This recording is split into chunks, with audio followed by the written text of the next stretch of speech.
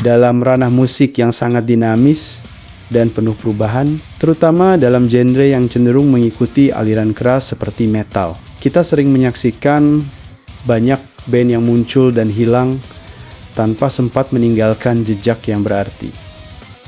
Namun, hanya segelintir band yang berhasil mencatatkan sejarah dengan kuat dan menjadi landasan kokoh yang mendukung serta menginspirasi perkembangan musik yang lebih besar dan dinamis.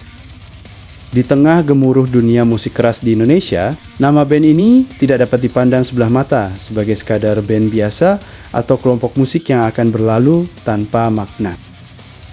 Mereka telah berhasil mengukuhkan diri sebagai simbol ikonik dari kebangkitan dan perkembangan komunitas musik metal independen yang kuat di tanah air kita.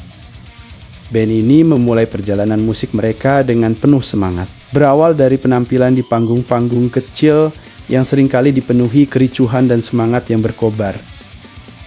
Dari sana, langkah mereka terus berkembang hingga mencapai kesuksesan yang membawa mereka ke festival internasional yang megah dan spektakuler.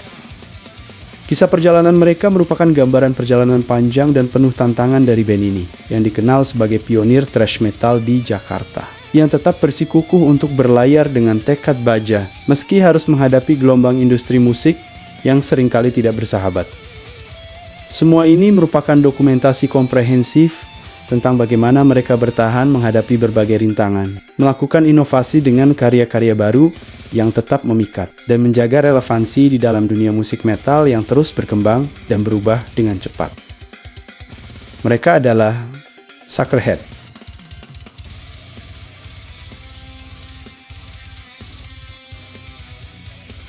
Marilah kita mengingat kembali kenangan indah yang terjadi pada tahun 1989, sebuah era yang dipenuhi dengan energi dan semangat yang tak tertandingi, di mana kota Jakarta tengah dilanda demam musik rock yang meledak dan meluas seperti gelombang listrik yang mengguncang udara.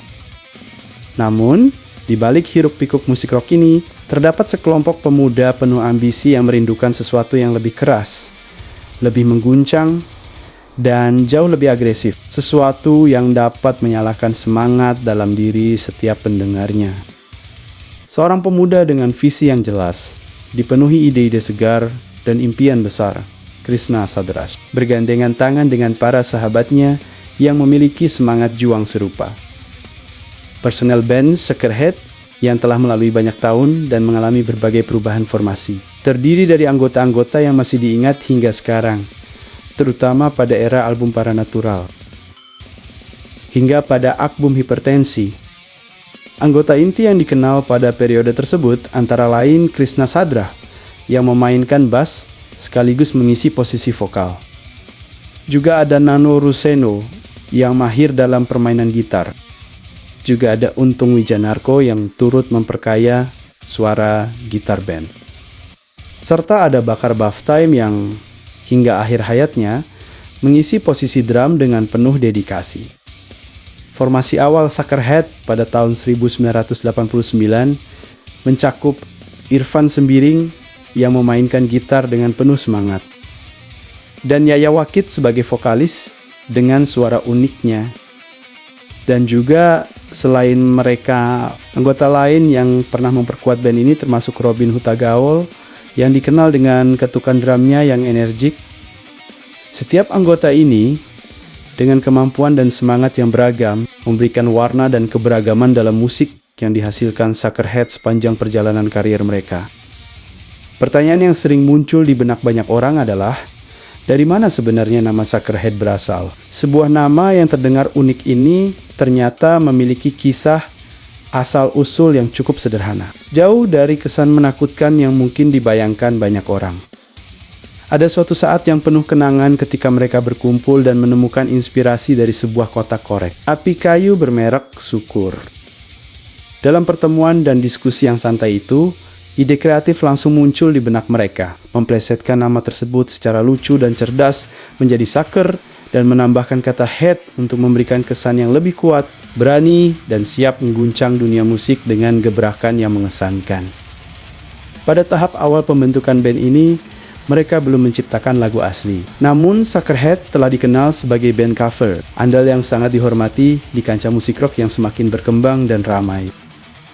Mereka membawakan lagu-lagu dari band legendaris seperti band Sepultura, juga ada band Kreator, dan juga band Anthrax dengan semangat dan energi yang hampir menyerupai para musisi aslinya, menciptakan ilusi seolah-olah penonton sedang menyaksikan band idolanya. Ini adalah era kejayaan mereka, saat dimana mereka mengasah bakat dan kemampuan musikal mereka di panggung-panggung legendaris seperti Pidaripo, meninggalkan jejak yang berkilau dalam sejarah musik rock di tanah air yang tak akan pernah terlupakan.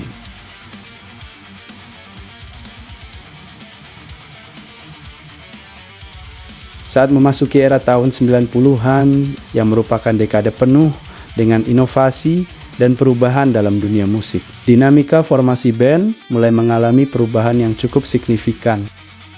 Fenomena perubahan kelompok, keluar masuknya personil, serta adaptasi terhadap tren dan gaya musik yang berkembang saat itu dianggap sebagai hal yang lumrah dalam perjalanan sebuah band. Namun, di balik semua perubahan tersebut, ada satu momen penting yang menandai sejarah mereka secara dramatis. Momen krusial ini terjadi ketika posisi vokal utama yang sebelumnya dipercayakan kepada Yaya Wakid dialihkan kepada Krishna Sadra, seorang vokalis yang kala itu dianggap memiliki potensi besar. Peralihan ini ternyata membawa berkah tersendiri bagi band tersebut dan memantik babak baru dalam musik mereka. Suara Krishna yang dikenal berat, serak, dan memiliki kualitas wibawa yang kuat, berhasil menciptakan identitas baru yang sangat khas dan berkesan bagi Suckerhead, menjadikannya salah satu karakteristik yang diingat oleh para pendengar setia dan penggemar fanatik mereka, memberikan warna baru dalam setiap penampilan dan rekaman mereka. Pada tahun 1995, sebuah tahun yang merupakan tonggak penting dalam sejarah panjang mereka, Suckerhead berhasil membuat terobosan besar dalam karier musik mereka. Tahun ini bukan hanya menjadi tahun pembuktian, melainkan juga ujian yang signifikan di tengah industri musik yang kala itu didominasi oleh alunan pop rock yang mendayu-dayu dan manis. Berbeda dengan arus utama yang ada dan cenderung mengikuti pola yang sudah ada, Suckerhead dengan berani mengambil langkah revolusioner dengan merilis album perdana mereka yang berjudul The Headsucker. Di bawah naungan label besar seperti Aquarius Musikindo yang memberikan dukungan penuh terhadap visi artistik band, mereka berani mendobrak pasar dengan keberanian luar biasa dan memberi warna baru yang segar dalam industri musik tanah air. Lagu-lagu dalam album ini seperti Mario Budak Industri berhasil menjadi anthem yang menggugah semangat dan mendapatkan tempat tersendiri di hati anak-anak muda, pecinta musik metal pada masa itu. Melalui album yang dinantikan ini, Suckerhead juga membuktikan bahwa musik ekstrem tidak harus selalu tersembunyi di ranah underground. Mereka menunjukkan bahwa karya mereka yang dikenal energik dan penuh keberanian mampu menembus batasan dan meraih kesuksesan di toko kaset nasional, menunjukkan bahwa musik yang syarat dengan energi dan keberanian dapat diterima dan dinikmati oleh khalayak luas, membongkar stereotip dan membuka jalan bagi lebih banyak musisi dengan visi serupa.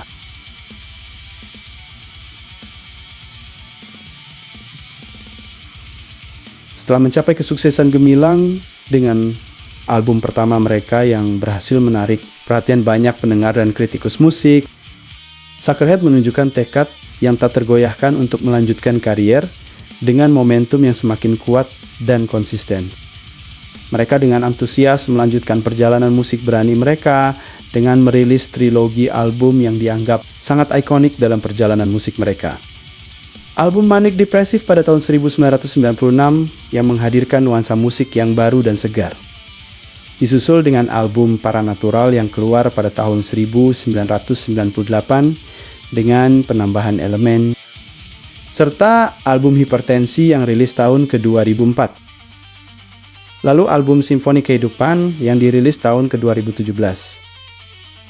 Dan juga album Tentegresi yang rilis di tahun 1999 yang menampilkan kesempurnaan teknik dalam setiap lagunya. Dalam periode penting ini, formasi Suckerhead mencapai puncak kestabilan yang luar biasa. Musik Suckerhead pun mengalami evolusi signifikan, bertransformasi dari thrash metal yang sederhana dan penuh gairah menjadi lebih kompleks, teknis, dan teratur, serta mencerminkan sentuhan modern yang menjangkau selera musik yang lebih luas. Mereka tidak hanya berfokus pada aspek musikalitas yang mendalam dan inovatif, tetapi juga menggarisbawahi pentingnya profesionalisme dalam industri musik secara menyeluruh, khususnya dalam manajemen band metal yang sering diabaikan banyak band pada masa itu. Tak hanya tampil memukau di atas panggung, dengan aksi panggung yang memukau dan memikat hati penonton. Mereka juga mempertimbangkan dengan matang setiap aspek lain yang berkaitan dengan kesuksesan band, seperti kualitas rekaman yang tinggi, cara promosi yang efektif untuk menjangkau audiens yang lebih luas, serta merintis jalan bagi komunitas metal di Indonesia untuk bergabung dan berkembang bersama dalam semangat persatuan, solidaritas, dan saling mendukung satu sama lain dikala suka maupun duka.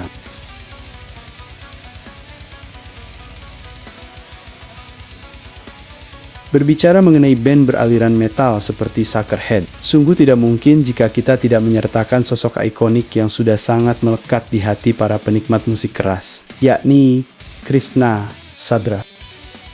Beliau adalah figur sentral yang tidak hanya memimpin band ini dengan karisma yang luar biasa, tetapi juga dikenal sebagai seorang produser dengan kualitas mumpuni. Sering dijuluki bertangan dingin berkat keahliannya dalam menciptakan karya-karya musik berkualitas tinggi yang menginspirasi banyak orang. Di luar perannya dalam band, Krishna juga diakui sebagai salah satu pemikir utama di balik penyelenggaraan festival musik metal terbesar di kawasan Asia Tenggara, yaitu Hammer Sonic, yang setiap tahunnya menarik ribuan penonton dari berbagai belahan dunia dengan sajian keunikan musik dan budaya yang menyelimutinya. Sosok Krishna sangat dihormati oleh berbagai generasi karena dedikasinya yang tulus dan tanpa pamrih terhadap dunia musik, membuktikan bahwa baginya musik metal adalah lebih dari sekadar serangkaian bunyi keras dan gebukan drum yang menghentak, melainkan sebuah medium yang melambangkan nilai-nilai integritas, ketulusan, serta pengekspresian diri melalui seni yang begitu mendalam. Namun, di tengah semangat dan dedikasinya yang begitu besar untuk memajukan dan mengembangkan musik metal di Indonesia, komunitas musik harus menerima kenyataan pahit. Pada hari yang tak terlupakan, yaitu 2 Agustus tahun 2016, Krishna Sadra yang telah berjuang lama melawan penyakit kanker paru-paru akhirnya berpulang menghadap Sang Pencipta. Kepergian beliau meninggalkan duka yang amat mendalam serta menciptakan sebuah kekosongan besar di hati para pecinta musik metal yang hingga kini masih merindukan sosoknya. Khususnya untuk para headbangers, sebuah sebutan khas yang selalu menggambarkan para penggemar. Setia mereka akan selalu mengingat Krishna dengan penuh kekaguman, menghargai setiap momen yang ia bagi, dan merindukan kehadirannya yang tak tergantikan.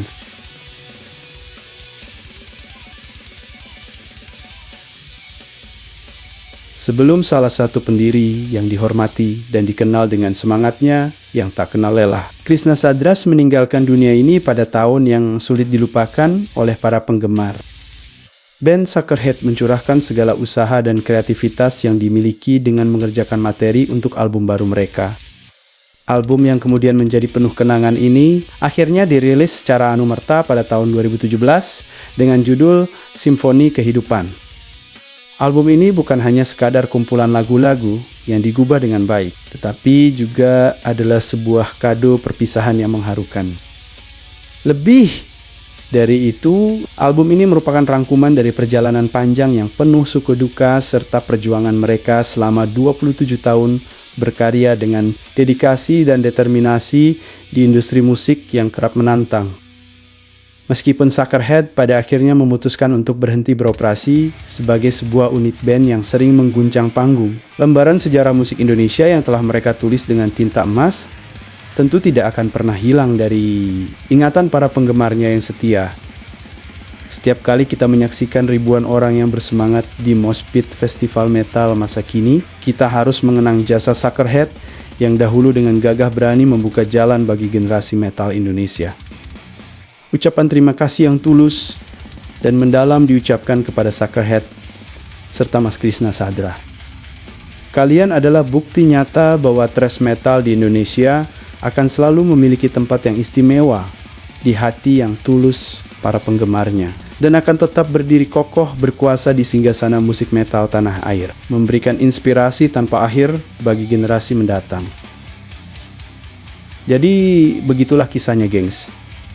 Nah, bila mana ada atau terdapat bagian penyampaian atau narasi yang kurang tepat, saya minta maaf yang sebesar-besarnya ya, gengs. Jangan lupa untuk mendukung terus channel ini dengan mengklik subscribe, like, dan komen di kolom komentar. Dengan mensupport channel ini tentunya juga sudah membantu saya dalam memberikan informasi seputar dunia musik, baik itu personil band penyanyi solo ataupun berita-berita yang berhubungan dengan musik. Sampai jumpa di lain kesempatan.